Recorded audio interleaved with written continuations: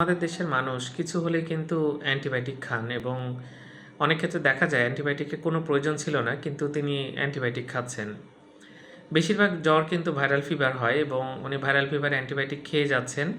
এর ফলে যেটা হয় যে অনর্থক খরচ হয়, এটা কোনো উপকার করে না এবং পরবর্তীতে বিভিন্ন ক্ষতি হয়।